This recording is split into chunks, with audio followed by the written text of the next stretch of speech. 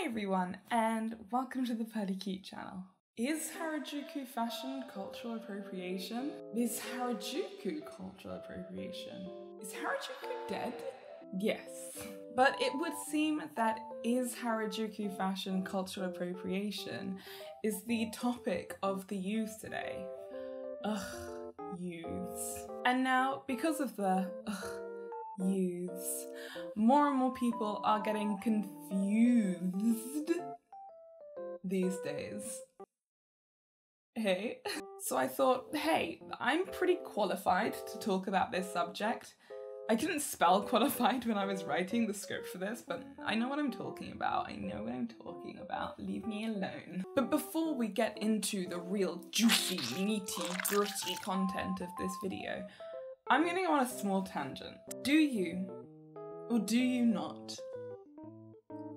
love my new dress? Oh, sorry, that was a script error. It was meant to say, you do love my new dress. Me too. So I just have to for a sec, because this dress is so beautiful. Look at it. It's amazing. It's gorgeous. It's splendiferous. It's literally all of the above. It's so good. So this dress is from the UK brand Chrysanthemums Concerto. This is their first release under this name, and it could not have come at a better time. I was looking to somehow acquire a yellow gingham main piece, but I had resorted to the idea that I might have to make it myself. Like, I can sew, but can I sew? I don't think so. So when this popped up, I literally died inside, in a good way, and I jumped at the opportunity. And this dress is so amazing. It's so comfy. It's got full back shirring, which makes it a little bit big on me, but oh my gosh, the comfort of this is absolutely astounding. It has 2 pockets and it's yellow, which could possibly be the best part of it. I love yellow. Anyway, Chrysanthemums Concerto, please go and check them out. They are going to re-release this dress. It did exceedingly well in its first run. It sold out within a day. So if you are looking to get this, you need to stay on top of it, because as soon as it comes out, it will go.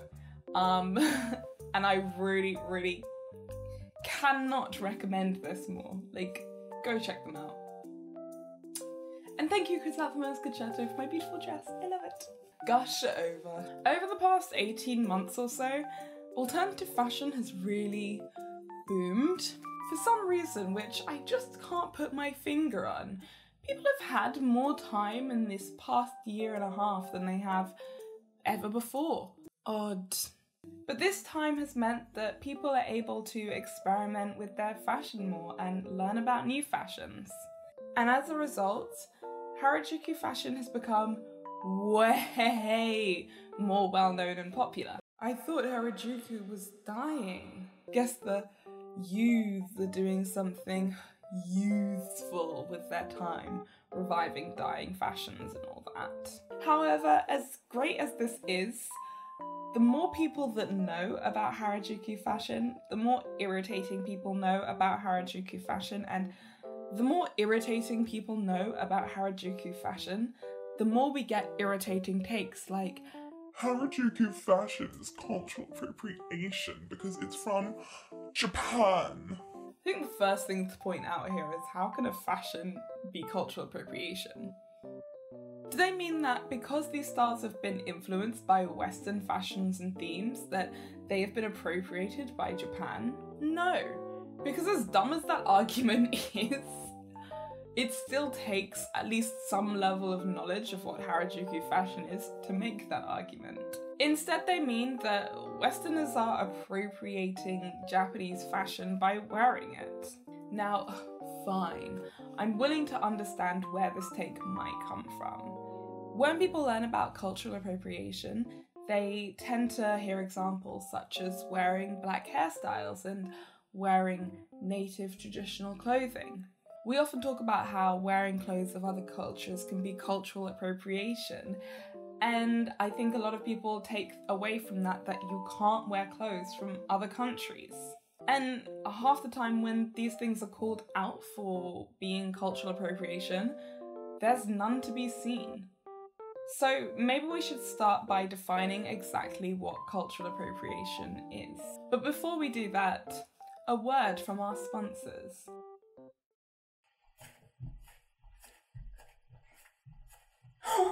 Oh my gosh, I love your dress. Where's it from? Can I touch it? Wow, it's so soft and amazing.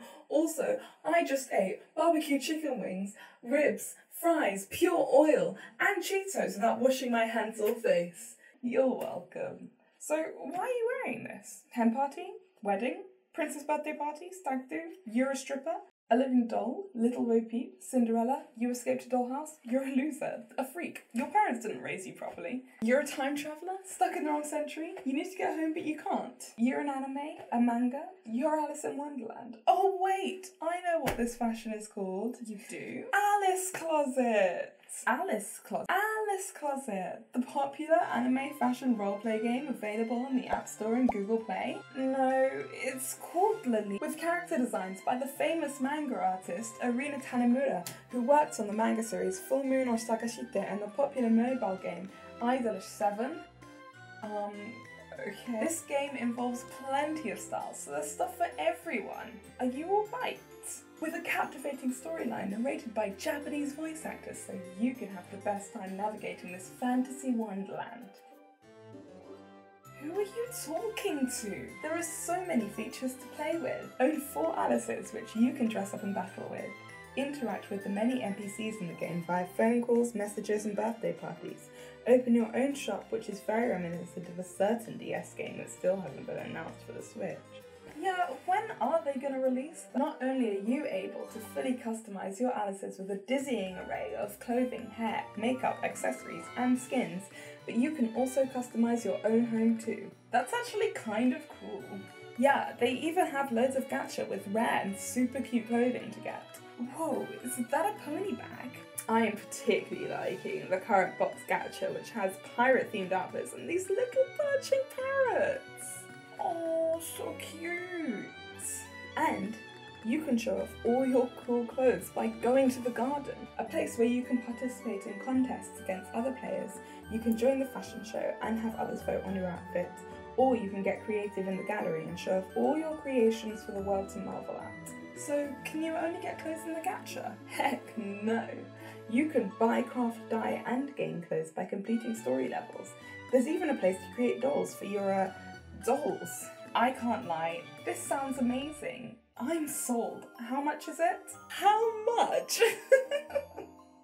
How much? Oh.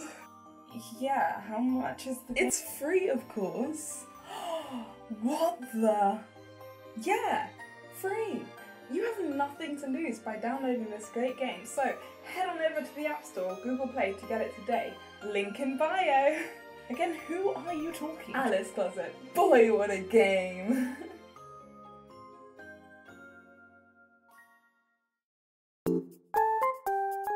Now, I'm not going to get down into the nitty-gritty of cultural appropriation in this video because so many people have done this before me. The topic of cultural appropriation has been around for years, but it's one that really became mainstream around 7 or 8 years ago. But for so many people to have done videos on this topic, there is so much misinformation out there about what is actually cultural appropriation. I want to assume that most of you have some kind of idea of what cultural appropriation is, and again, you have probably heard the examples of white people wearing black hairstyles and people from the West wearing non-Western traditional clothing. And as a result of these being the biggest examples, many people feel that they can't wear these things, as if they do, they are appropriating, which is simply not true.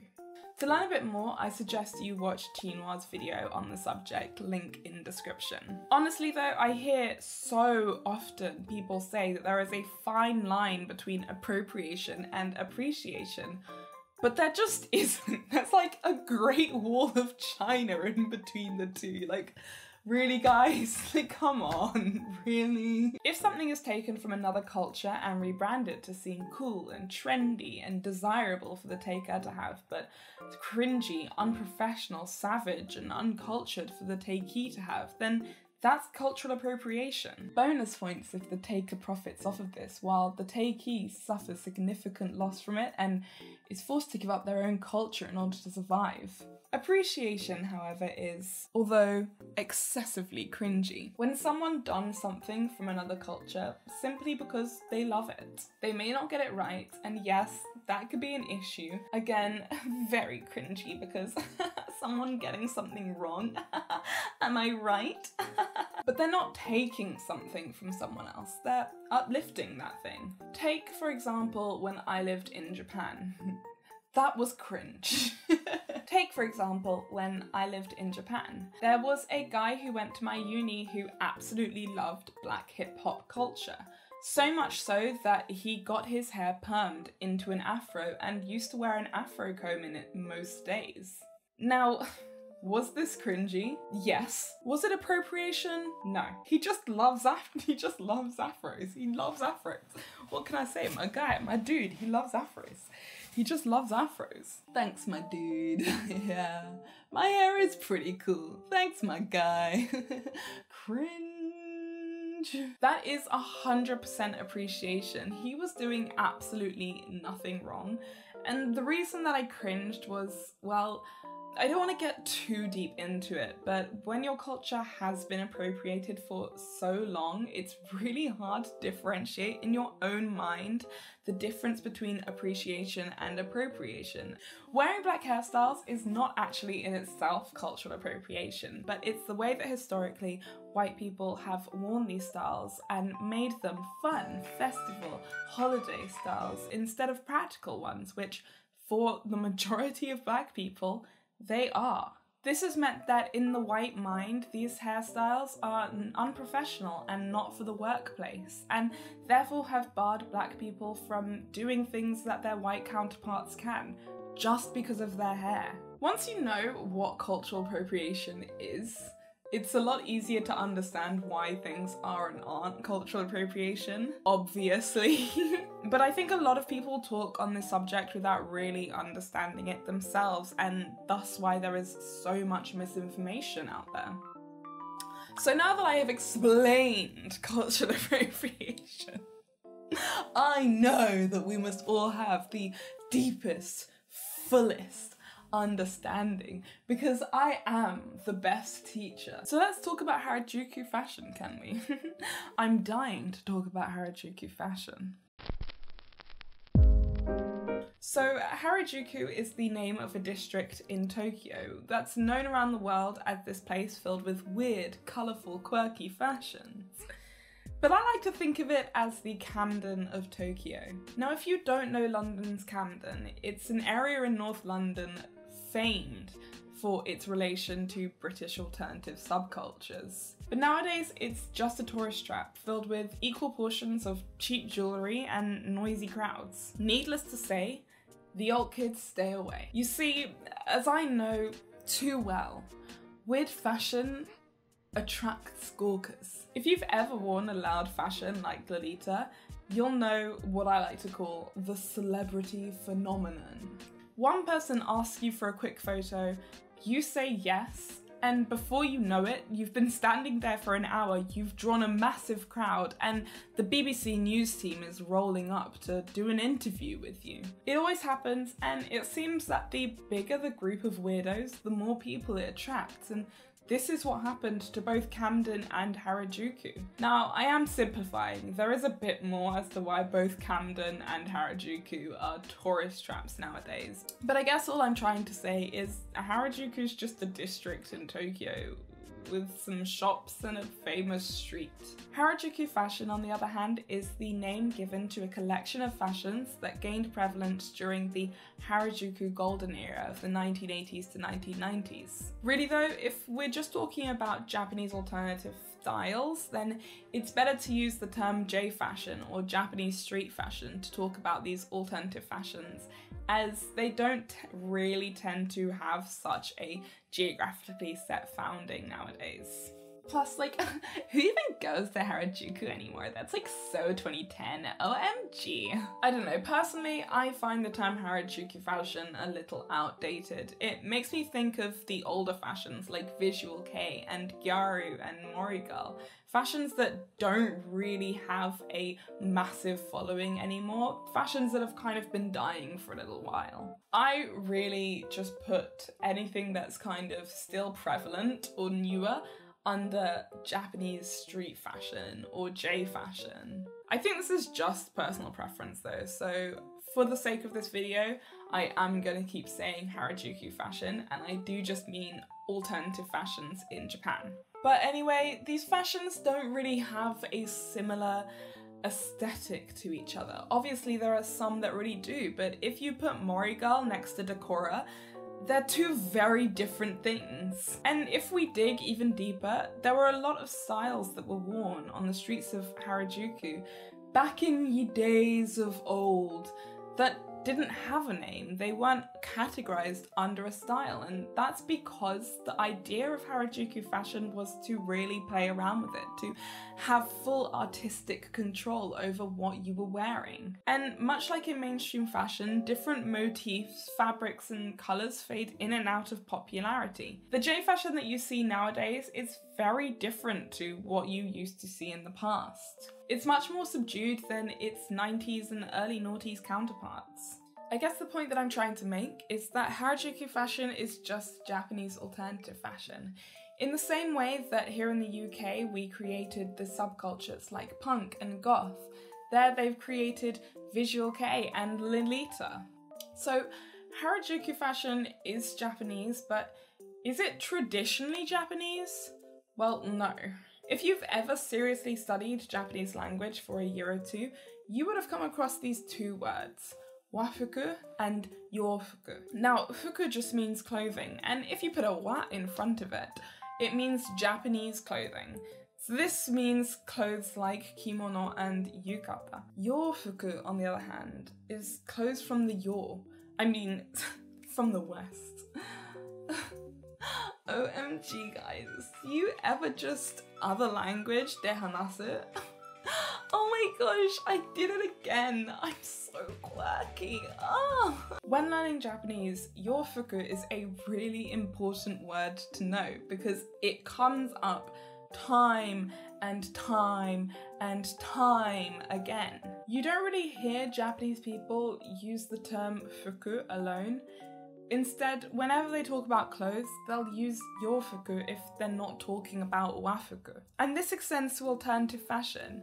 The amount of times that I've heard brand designers and models talk about their yofuku instead of using terms like dress, skirt, jumper skirt. You see, Japan doesn't really recognize these clothes as Japanese. Obviously, they are Japanese because they come from Japan, they were designed in Japan, and a lot of the time they were made in Japan. When it comes to Japanese culture, it's very protected and kept exceedingly traditional.